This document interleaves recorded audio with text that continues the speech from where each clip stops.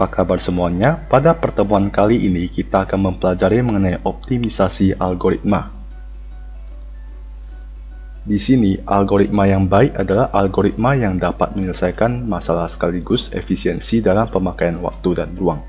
Jadi, kompleksitas algoritma adalah istilah yang digunakan untuk mengukur efisiensi suatu algoritma.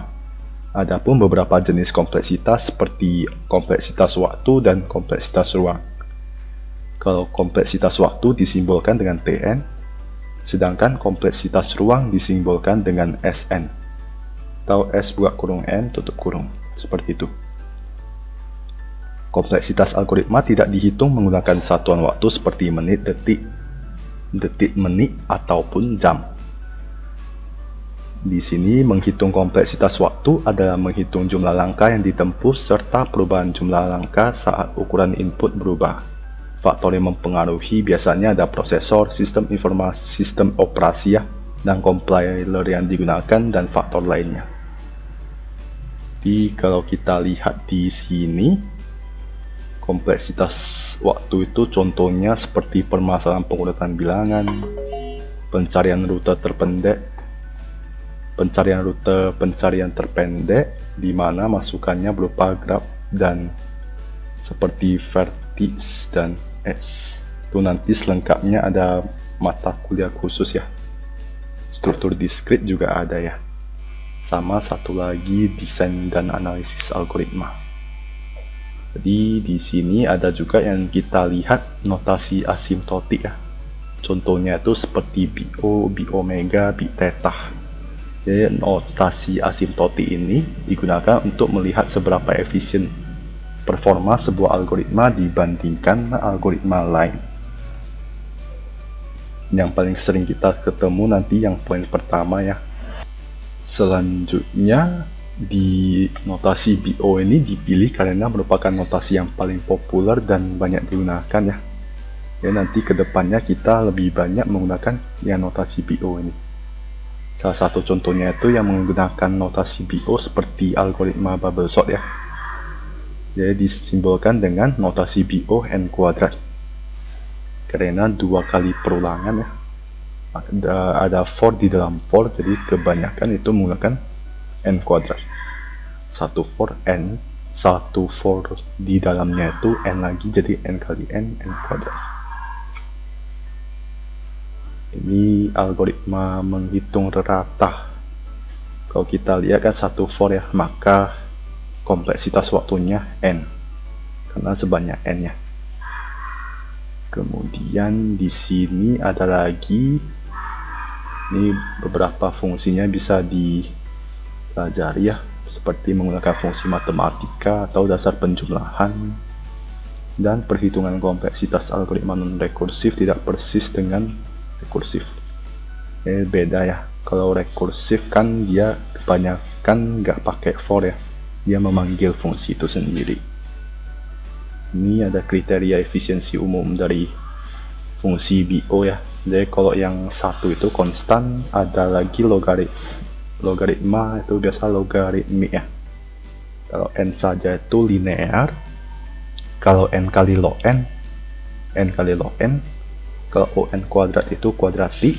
Untuk on pangkat yang lebih 2 atau lebih besar dari kuadratik, maka kita misalkan ini on pangkat n lebih besar dari 2 biasanya itu dikatakan polinomial ya. Kemudian ada lagi fungsi BO n faktorial, nama itu faktorial. Nah, kalau di sini kita kalau disuruh menentukan BO dari potongan kode di bawah ini, jika kita lihat kan ini 3 kali perulangan ya, berarti bisa dikatakan lebih dari 2 ya, atau polinomial ya. Jadi fungsi BO polinomial ya, bisa n pangkat 3 tergantung nilai n nya. Kalau di sini kita lihat n ini sebanyak I-nya berasal dari n juga, K-nya itu dari yang enggak 100 ya. Di fungsi polinomial ya, atau fungsi BO polinomial. Kemudian ada lagi brute force. Di sini brute force itu merupakan pendekatan straightforward untuk memecahkan suatu masalah dengan sederhana, langsung, ataupun jelas. Ya, seperti code yang kita kerjakan biasanya itu semua pakai brute force. Tujuannya yang penting hasilnya tercapai atau menghasilkan solusi dari permasalahan yang kita selesaikan. Ini juga ada beberapa contoh pernyataan masalah seperti mencari elemen terbesar atau terkecil. Jadi dari sebuah array misalnya A1 sampai A ke N disuruh untuk mencari elemen terbesar dan elemen terkecil. Itu biasa sering menggunakan brute force ya, membandingkan elemen pertama hingga elemen terakhir untuk menemukan elemen yang terbesar ataupun terkecil.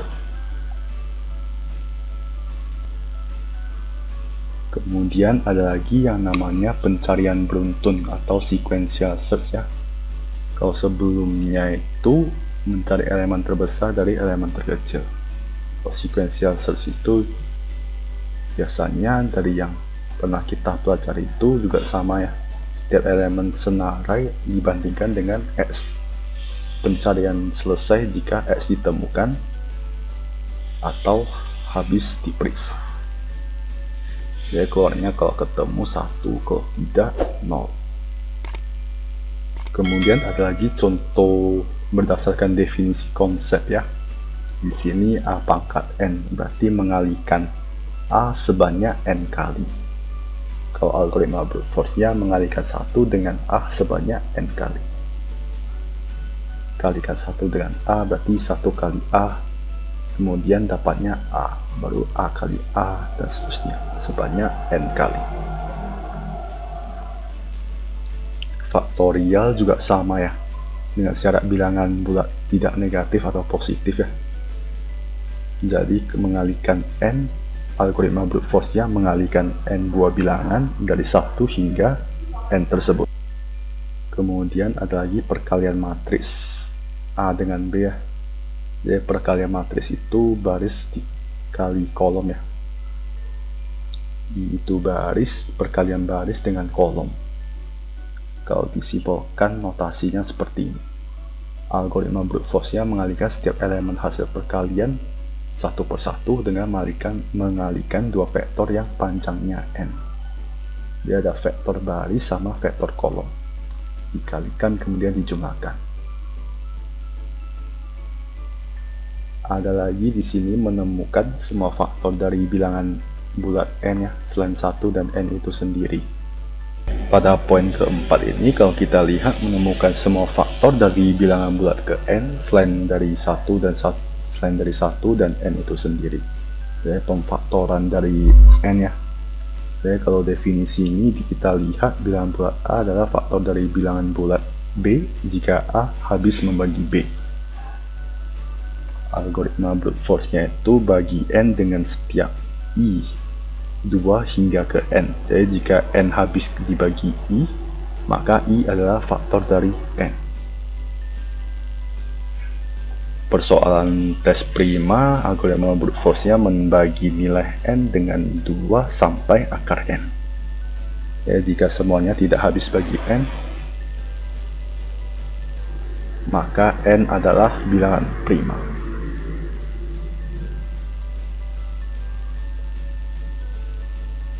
Kemudian pada algoritma pengurutan brute force,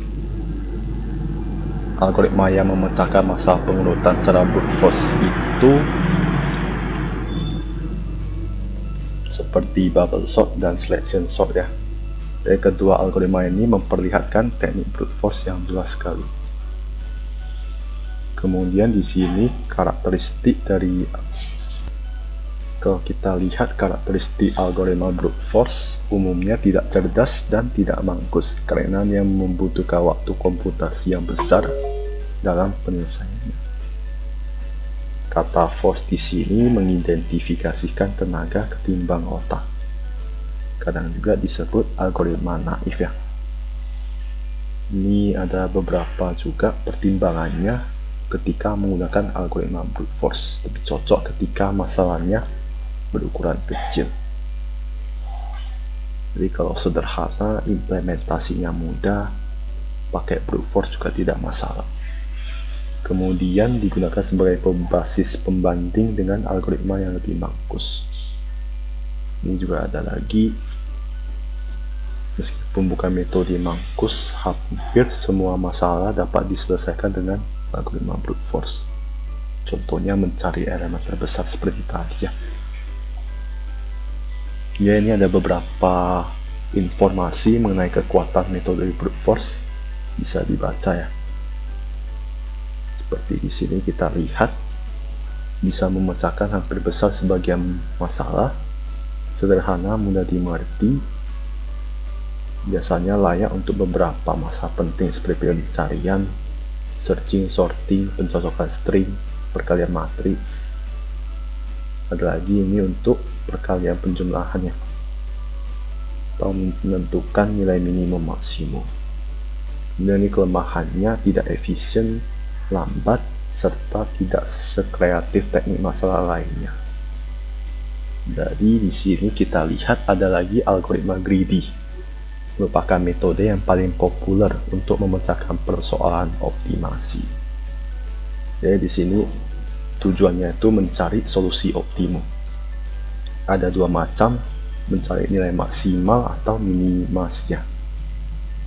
Jadi kalau kita lihat konsepnya greedy itu rakus, tamak, loba, dan sebagainya. Jadi take what you want, you can get now. Ini juga algoritma greedy membentuk solusi langkah per langkah, banyak pilihan yang dapat dievaluasi ya. Kalau kita lihat di sini, pada setiap langkah, algoritma greedy membuat pilihan optimum lokal dan optimum global.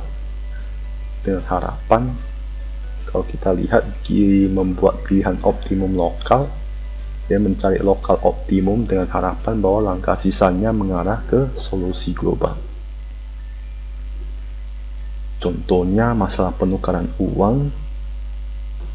Ini fungsi objektif ada minimisasi dengan kendala ini ya. Lebih enak kita langsung, ini ada pseudocode-nya, bisa dilihat. Contohnya sederhana ini, ketika kita mempunyai tersedia koin 1, 5, 10, 25, bagaimana uang senilai A32 itu dapat ditukar dengan banyak cara berikut. Jadi tujuannya kita mau, kalau koin kan kita lebih gampangnya jumlahnya kecil tapi nilainya sama ya. Dia mencari jumlah terkecil dengan nilai sama, yaitu 32.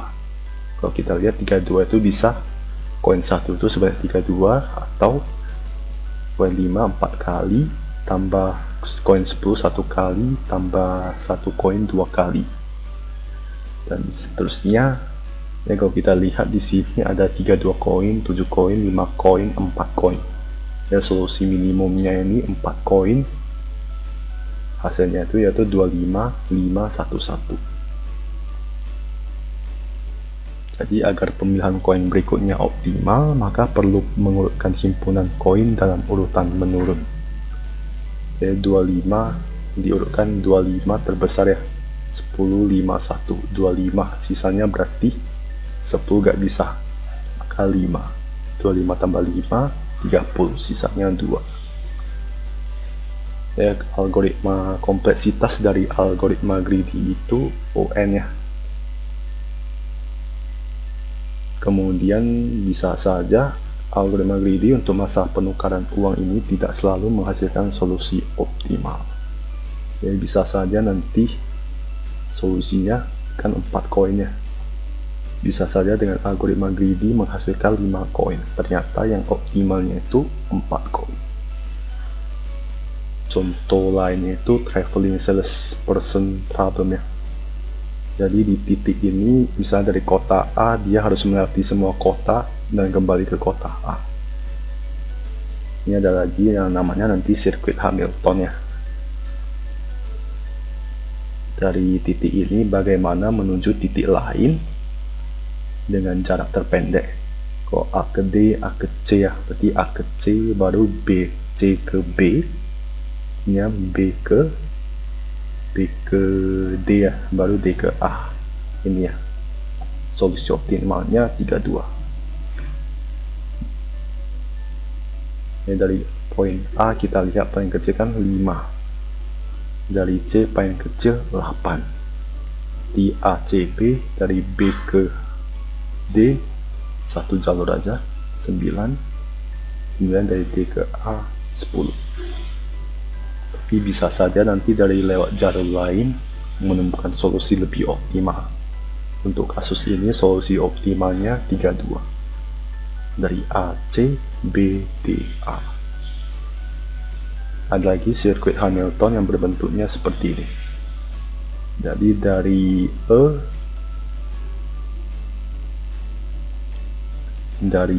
kembali ke E melewati semua titik.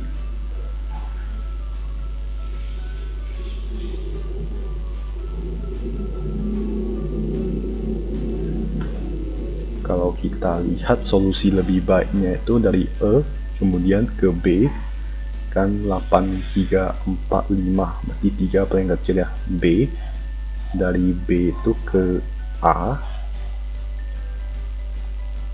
dari B kemudian ke A kan 7, 7, 6 ya, 6 paling kecil ke A, dari ke A bisa ke E tapi dia baru C, D dulu ya, di C baru D baru E. Ternyata ini solusinya tidak optimal. Solusi yang lebih baik adalah E baru ke B baru ke D. Jadi dia tidak pilih 6 dulu, dia ke D dulu baru ke C baru ke A baru E. Itu lebih optimal dengan panjangnya 24. Ada lagi minimisasi waktu di dalam sistem ya, penjadwalan ya. Jadi kalau kita lihat ada 3 pelanggan. Pelanggan pertama 5 second, pelanggan kedua 10 second, pelanggan ketiga 3 second. Cara mengurutkannya supaya pelayanannya lebih efisien, ada 3, berapa kemungkinan, berarti 3 variabel, 3 faktorial, 6 kemungkinan ya.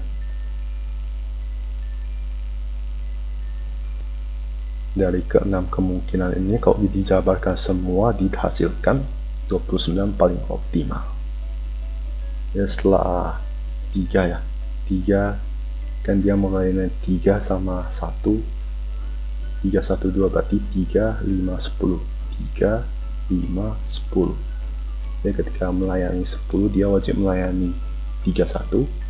Ini ketika melayani 1 dia wajib melayani 3, yang T3.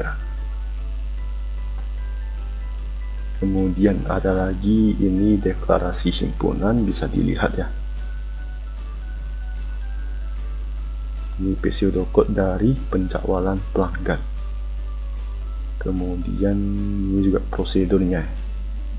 Tadi function, ini prosedurnya bisa dibaca. Dia bisa juga menggunakan rumus permutasi ya, untuk meminimumkan T ini. Ya, algoritma greedy untuk menjawabkan pelanggan akan menghasilkan solusi optimum. Ini teoremanya. Seperti tadi ya, konsepnya yang ini. 3 faktorial, maka hasilnya 6. Kemudian ada lagi namanya integer knapsack.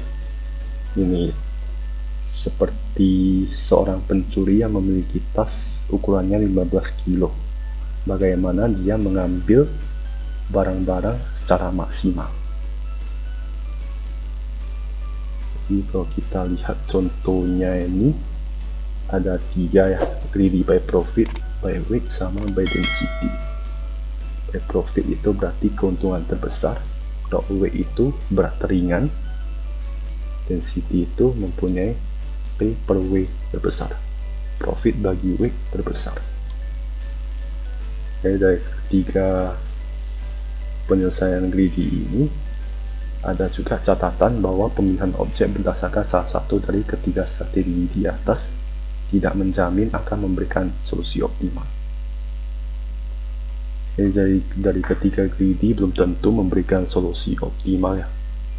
Kalau kita lihat contoh dari sini, kita tahu W nya 6, 5, W1, W2, W3, W4 ya. 6, 5, 10, 5. 6, 5, 10, 5. P nya 12, 15, 50, 10. 12, 15, 10 kan W3 10 ya. W4 10. Jadi kok dibagi PI bagi WI, 12 bagi 6 2, 15 bagi 5 3, ini 5, 10 bagi 2, 10 bagi 5 2 ya. Kok tadi kan ada profit, weight sama density. Profit lihat yang ini, weight lihat yang W, density lihat yang ini. Ini kok berdasarkan profit kita mau ambil 16, profit yang paling besar kan 10 ya. 10 baru berapa? 10 kemudian profit. Ini kan profit berarti lihatnya dari P ini ya. 16 berarti kan dari sini yang paling besar. Kita ulang ya, kalau berdasarkan profit terbesar kan 50-15 ya. Kalau kapasitas itu kan berdasarkan weight nya cuma bisa 16, berarti acuannya tetap di weight. Profitnya adalah 50-15 ya. 50-15 paling besar ke kecil ya. 50-15, 50 itu 10, weight nya akan di 1, 15 itu 5, maka 1. Profitnya berdasarkan 2 ini dengan nilai hasil weight-nya itu 15 ya. Jadi dia berurutkan berdasarkan profit. Profitnya 50-15, maka dia ambil 10-5 karena dia gak ambil 6 karena 15 itu ketemu duluan baru 12. Ketika udah 15 mau masuk 12 kan gak bisa lagi, maka dia ambilnya ketika yang profit 50 baru 15, 10 tambah 5 ya, kan ini 1-1 ya. Kalau weight nya itu dari besar ke kecil di 10, kemudian ini ya,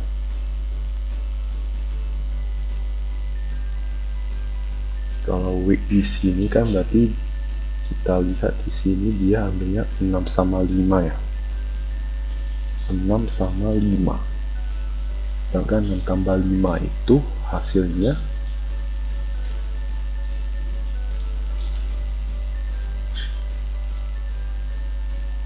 11 ya.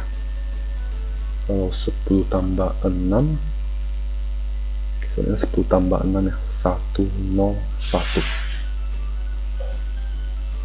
Kemudian yang density kan besar ke kecil ya, 5, 3, maka yang dicentang 5, 10 ya. Dicentang ini 2, dari besar ke kecil. Ini dari besar ke kecil 10, 6, 101. Kok profit kan dapatnya 15 ya, 11 kan 5 tambah 10, 15. Kalau ini kan totalnya di sini kita lihat 16 ya, berarti ini 6, 10, ini 101. Kalau di sini 3, 5 tambah 10, 15 ya, pas ya. Ternyata solusi optimalnya itu 15. Dia memilih 5 sama 10. Ini solusi optimalnya.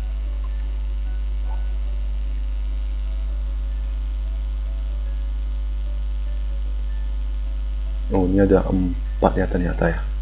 Ya, tadi 4. Ini objeknya ada 4. Profit dari besar ke kecil.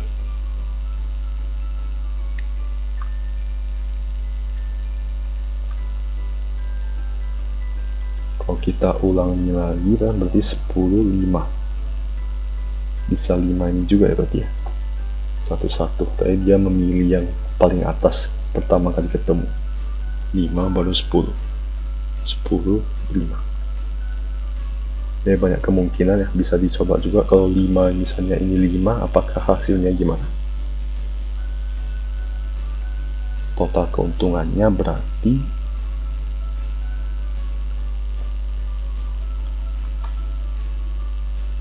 profit Oh, dia lihat kan dari profit ya, berarti 50 baru 15 pas ya.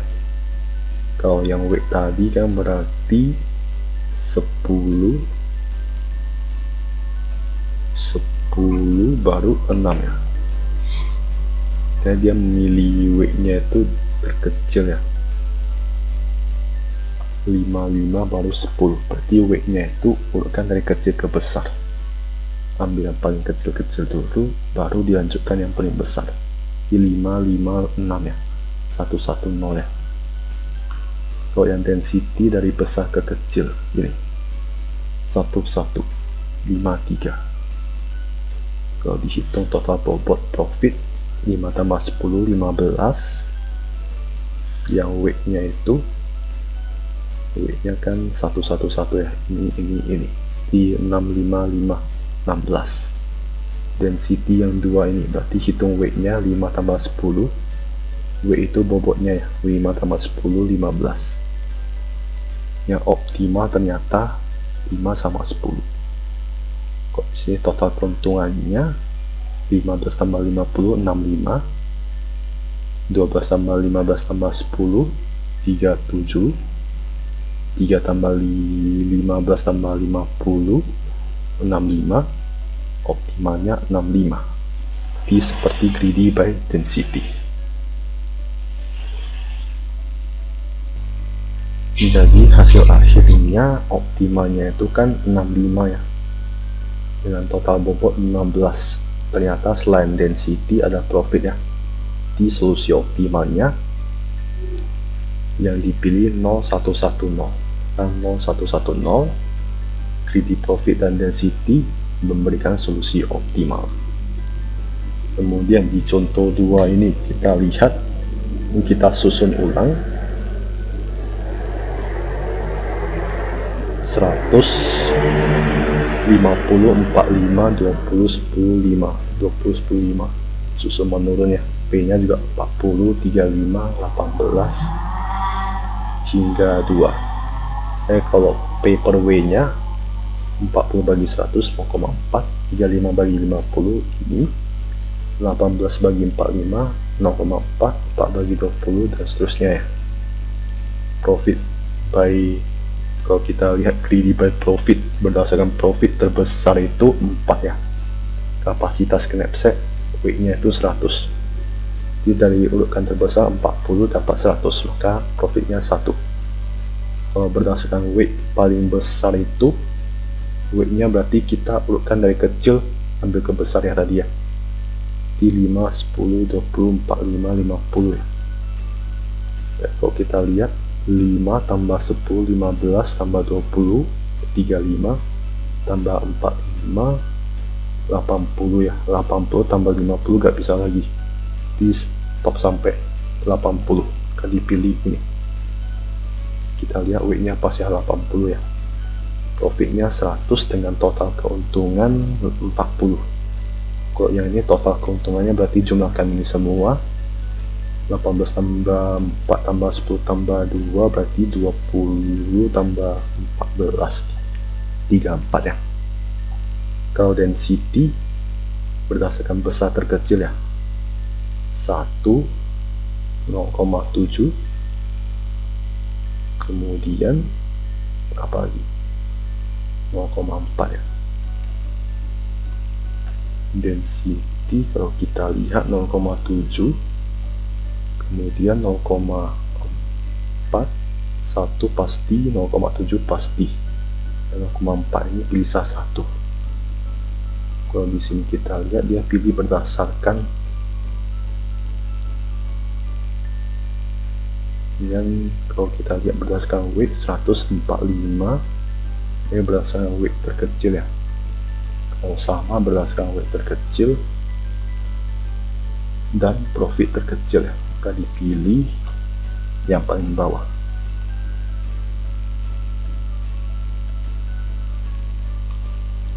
Di 0,7, 1,4, kemudian pilih lagi 0,2, setelah 0,4, 0,2, maka dipilih 1, 1, 1, 1.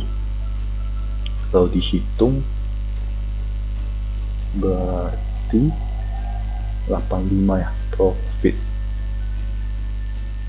bobotnya itu 50 tambah 20 70 tambah 10 80 tambah 5 85, pas ya. Profitnya berarti kan 35 tambah 4 tambah 10 tambah 2 berarti 51. Ternyata solusi optimalnya itu ini 01101 dengan total bobotnya 100 di 50 tambah 45 tambah 5 100 ya. Profitnya 35 tambah 18 tambah 2 55. Ya, ternyata ketiga greedy ini, greedy by profit, weight density, total keuntungannya lebih kecil. Yang paling solusi optimalnya ternyata 55. Jadi ketiga strategi greedy gagal memberikan solusi optimal. Jadi kesimpulannya, algoritma greedy tidak selalu berhasil menemukan solusi optimal untuk masalah 01 knapsack. Oke, sekian dan terima kasih.